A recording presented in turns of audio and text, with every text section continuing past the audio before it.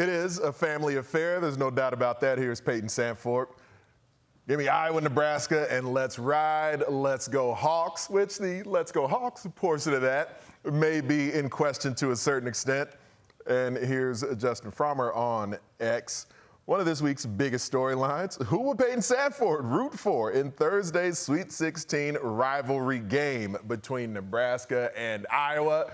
And without further ado, let's get to the big interview and ask the man himself just where those loyalties will lie. Payton Sandfort, 4 years with the Hawks, an all Big Ten performer, Big Ten Sixth Man of the Year early in your career as well, Payton. And I can understand why folks would have the question in mind of who the rooting interest will lie with tonight. What is the answer to that question?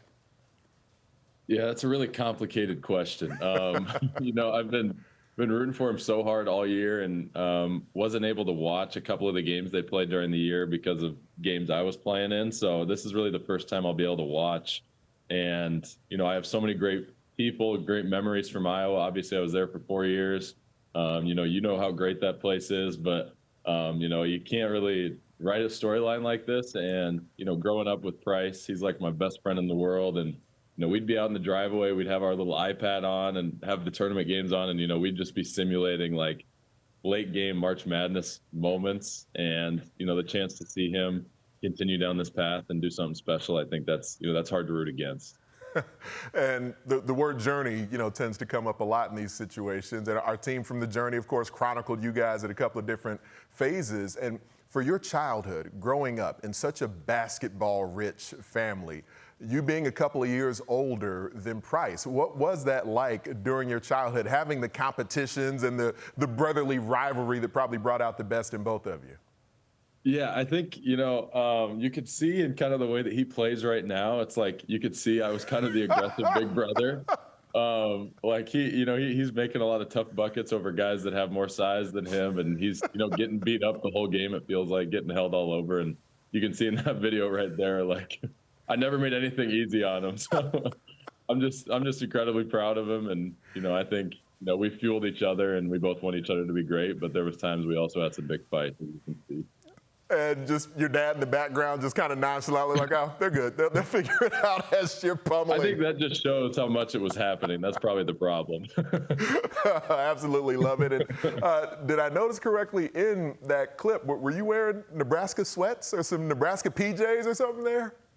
I was. I was probably the bigger Nebraska fan of the two of us. He was always a big Fred Hoiberg fan. My grandpa knew him really well, so he was cheering for those teams with George Niang and Monte Morris and some of them. And, I love Nebraska. I had a bunch of cousins that went through Nebraska. They went in the band at Nebraska. So I think it's a pretty full circle moment for him. And, I don't think I'd ever wear anything like that again. But for tonight, maybe that's about it.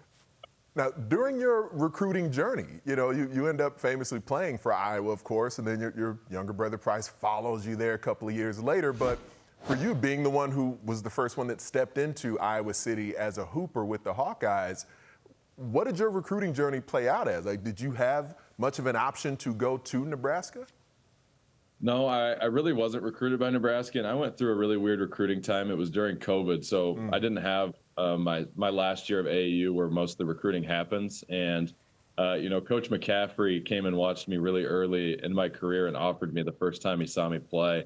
And, I don't know that I really envisioned that I would end up at Iowa, but he was just such a good recruiter. And, I went to Iowa City, and it just felt like home. And, there's not a day that I regret that decision. Like, it was the best decision I've ever made. And, I loved playing at Iowa. And your basketball family, the accomplishments, not only yourself and Pryce, having generations before you that have played the game, coached the game, been around it. For you in your current journey, how has that prepared for the transitions you've made? High school to college to now pro. Yeah, it's it is those jumps are really difficult. When you're coming out of high school, it feels like every player you play against in college is like the best player you've ever seen. And then it's the same way when you go from college to the pros. And I was really injured last year. Had to get 3 surgeries after the year. Didn't really know how bad I really had it. So I just got back to playing about a month ago. But the lessons that I took away from my family and just continuing to stick to it, it's really helped me so far early in my pro career with the Thunder, and just taking every day as a blessing and a chance to learn. And I think that's really helped my career play out, and that's kind of what you're seeing Pryce do as well. Being a part of the defending champion Oklahoma City Thunder organization, for you to have the opportunities you've had, being in the G League right now, competing, being productive there, how is life in the G League treating you so far? Yeah, it's been good. Like I said, I got back playing right at the end of January. And I've always been in such great shape throughout my whole career. And I just remember, I'm just completely out of shape trying to get up and down. I don't think I've ever been that tired in my life. And then, really got settled in, started having a lot of success. I'm with the Oklahoma City Blue for a while, and, they're just a great organization.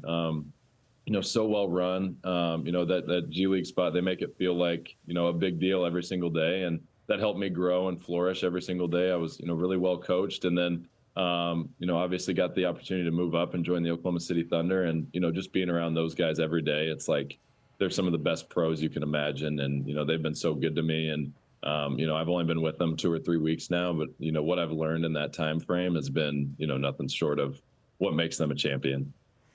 Now, for you, and I want to get to the game you attended in person last week in a moment, but tonight will be a rather unique circumstance in its own right, because you get to go play essentially kind of a homecoming type of game in Des Moines, right next to where you grew up, but you're going to be on the court against the Iowa Wolves at the same time. Iowa and your younger brother are going at it with Nebraska. Do you anticipate folks shouting at you with updates from the stands, or what's that going to be like? Well, so first off, we were playing in Memphis the other night. I was playing in a G League game, and while Pryce was playing against Vanderbilt, and there was some guys sitting courtside who were continuing to fill me in on what was going on, which was surreal. It was like, hey, your brother just hit a step back 3, they're up 5. And I'm standing in the corner trying to come off a screen. I'm thinking about it now, and I'm pretty excited. But unfortunately, last night I found out I'm not going to Des Moines anymore. So I'm waiting now in Oklahoma City for the Thunder to come back. And we've got a game against the Bulls tomorrow night. Things are so fluid, but it would have been a pretty sweet storyline if I was sitting in my home state and not a soul that I know was there. Okay, yeah, because it's safe to assume folks exactly. from Iowa and Nebraska will be glued to this game that's going to take place tonight. There's no doubt. 100%. Last week, what was that journey like? In actuality, mechanically, how did you go about your NBA debut, hitting a three-pointer for the Thunder in the game, and then hours later, watching your brother and the Huskers make history? Yeah, it was completely surreal. And, talking to the guys in the locker room before the game, I'm telling them I really want to get in tonight. It was my last game on the trip with the Thunder, and, they were going to stay on the trip, and I was going back to join the G League. So I'm like, I need to get in the game tonight. I can't just keep sitting here not be in the scorebook. And then, we got a big lead. The guys played really, really well early, and, we got the chance, or I got the chance with about 5 minutes left to check into the game. And I don't think I've ever been that nervous for a game. And, it's a 30, 40-point blowout, but, just the chance to, be in the NBA record books and, be a part of something special like that team. I was blessed to get a couple shots up, hit the last one. And, the way the team treated me was unreal. They were great with support, and, they've been great supporting me the whole time. And then early that morning, probably 4 a.m., I got a taxi to the airport in New York, hopped on an American Airlines flight, got to Oklahoma City about 10:30 or 10:45 a.m. and hopped in my car and went straight to the arena. And usually for games we get to park underneath the arena, but I had to park at a Bass Pro Shop 15 minutes away.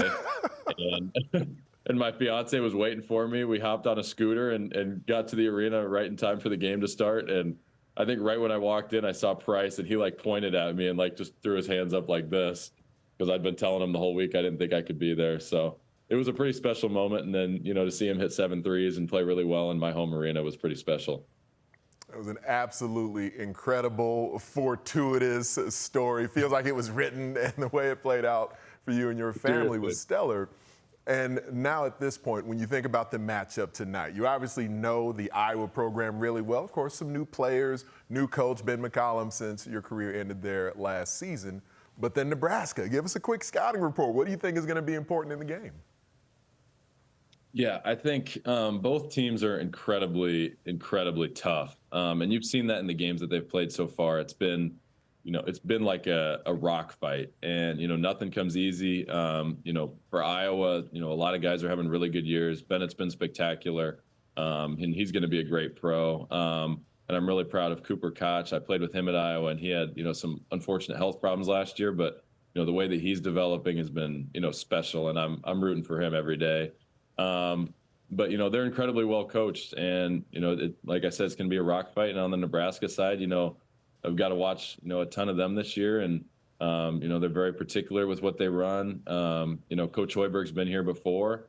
It's two great coaches, a ton of great players, and two teams that are incredibly tough in everything that they do. And I think it's going to be a really, really special game tonight, and it's going to be a treat to watch. Well, it does feel like your brother, the Sandfort family, and these two excellent programs are going to be at the center of the basketball universe. Cannot wait to watch it. And I guess good luck with your nerves and watching it yourself. Yeah, it's going to be something else. I need to relax a little bit before the game, I think. But, yeah, thank you. Payton Sandfort, really appreciate him taking the time with us here on Big Ten Today.